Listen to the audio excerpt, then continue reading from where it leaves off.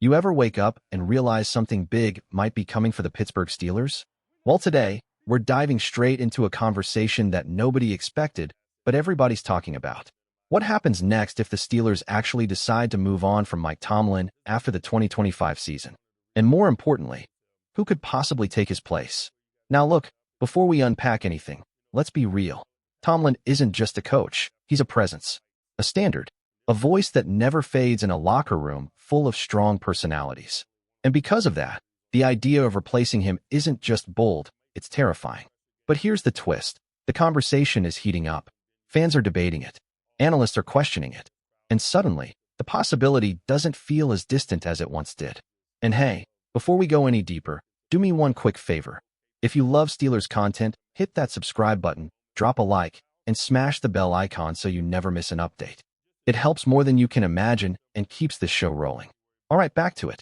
If, and it's a big if, the Steelers ever decide to hand the headset to someone new, the bar is sky high. You'd need a leader who can command a room the moment he walks in. Someone whose voice players don't just hear, they feel. That's what Tomlin brought, and replacing that takes more than a fancy resume. You'd also need a builder, someone who surrounds himself with real coaching talent, not just familiar names. For years, that's been one of the biggest criticisms in Pittsburgh. The staff around the head coach matters just as much as the head coach himself. And finally, the Steelers would need a mind that's sharp, modern, and fearless on their side of the ball. Whether offense or defense, the next leader would have to bring ideas the league isn't ready for and execute them every Sunday. And trust me, the list of people who can check all three boxes is shorter than most fans think. Stay with me, because the names I'm about to mention might surprise you. When you really break it down, there aren't many people who check every box the Steelers would demand. Sure, there are plenty of names who bring leadership, or scheme, or charisma. But the rare few who have all three? That list is shockingly short. And for me, only three truly stand above the rest. Let's start with the first one, a name Steelers fans already know well, Brian Flores. His resume alone makes him hard to ignore, but what makes this option powerful is how familiar it already feels. It almost mirrors the path Mike Tomlin took years ago, a sharp, respected defensive coordinator in Minnesota who suddenly becomes the guy every team has their eye on. Except Flores adds something extra. He's already walked through the doors of the Steelers facility. He knows the culture. He's lived it. Players like T.J. Watt, Cam Hayward, and Joey Porter Jr. have already seen him work up close. They know the energy he brings, the intensity, the detail. And because of that, he wouldn't be walking into Pittsburgh as an outsider. He'd be stepping in with instant credibility. But what makes him truly compelling is the presence he carries. Flores isn't quiet. He isn't subtle. When he talks, the room pays attention. New England, Miami, Minnesota, it doesn't matter where he goes, people say the same thing. He's a leader players want to fight for. He brings that rare combination of edge and charisma that's impossible to manufacture. Schematically, he's a nightmare for opposing offenses.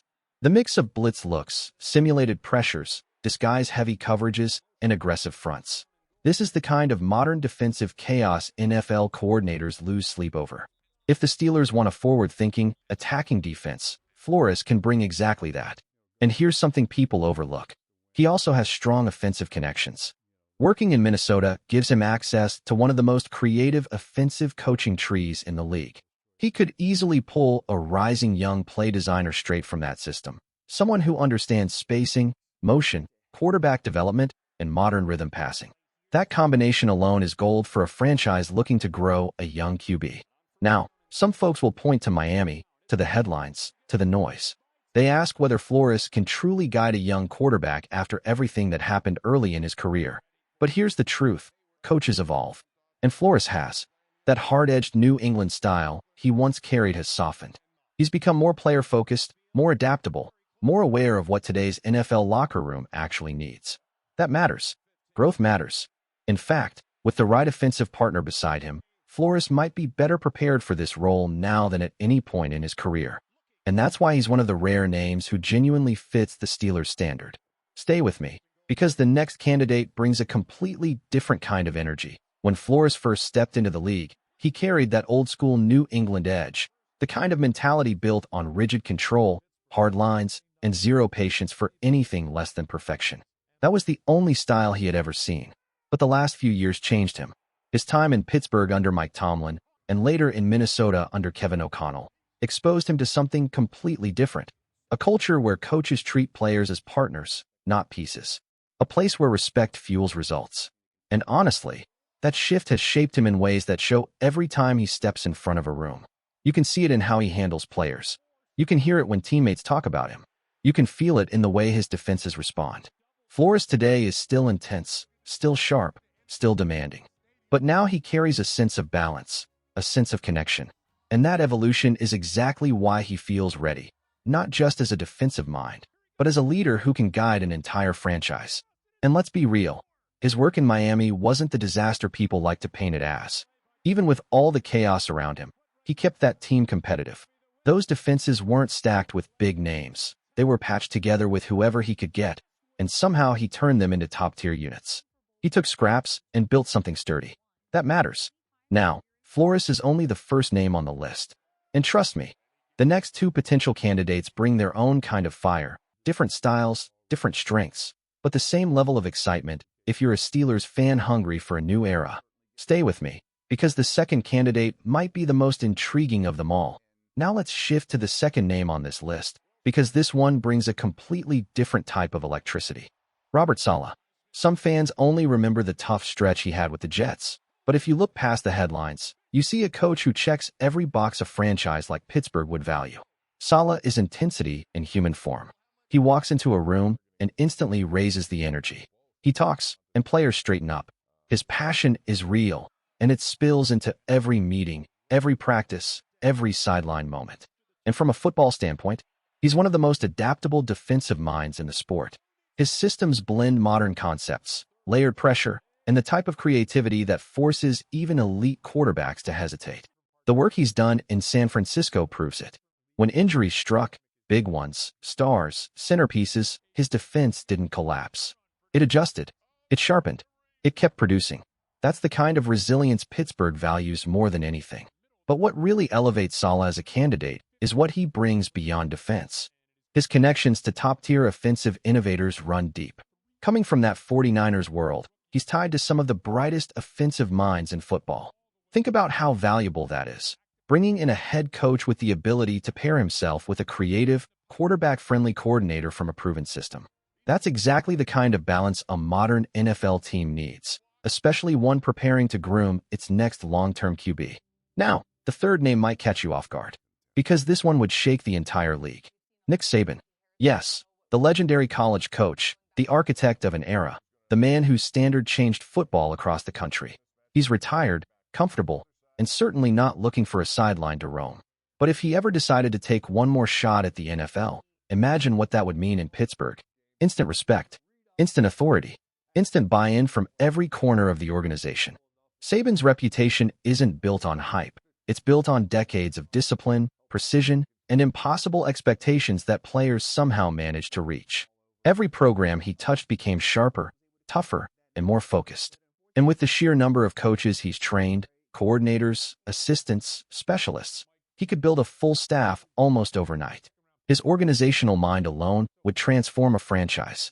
His philosophy of preparation, detail, accountability, and standards, that's the stuff championship cultures are built on.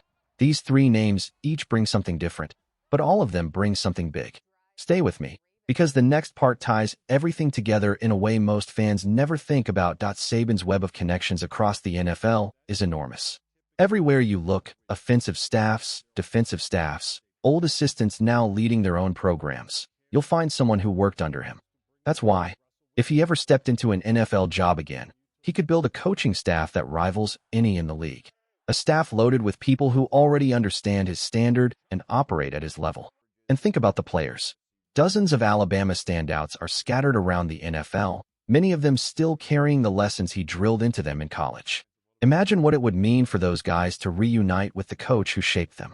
Pittsburgh would instantly become a more attractive destination for free agents who once played for him. His defensive system alone is a huge selling point. That man-match hybrid scheme he crafted, first in the NFL, then perfected at Alabama, helped reshape modern defense across the sport.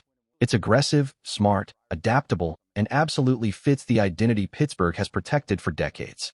If the Steelers ever paired Saban with Brian Daboll as his offensive coordinator, That would be a formula built for long-term stability. Daboll learned from Saban early in his career, then grew into the type of coach who can elevate young quarterbacks. He did it with Josh Allen. He did it again in New York. He understands both the NFL and the college game, which makes him uniquely equipped to help a young quarterback transition smoothly into the pros. And then there's the part that surprised everyone. A report earlier this year suggested that Saban would at least listen if the right NFL job came calling, especially one connected to a high draft pick. Maybe Pittsburgh won't have a top 10 selection, but the message is clear. In the right situation, Saban might actually consider one last run. Add to that his personal history. He grew up a Steelers fan. He grew up in West Virginia. He's talked about it openly. The colors, the history, the culture. Coaching Pittsburgh wouldn't just be another job, it would be a full-circle moment. So if there's any team in the league that could tempt him out of retirement, any team that aligns with his values, any team that fits the legacy he's built, the Steelers might be one of the few on that very short list. Stay with me, because the final section brings this entire conversation home in a way that Steelers fans won't want to miss. The truth is, choosing the next head coach of the Pittsburgh Steelers isn't as simple as picking a name off a list. These decisions shape the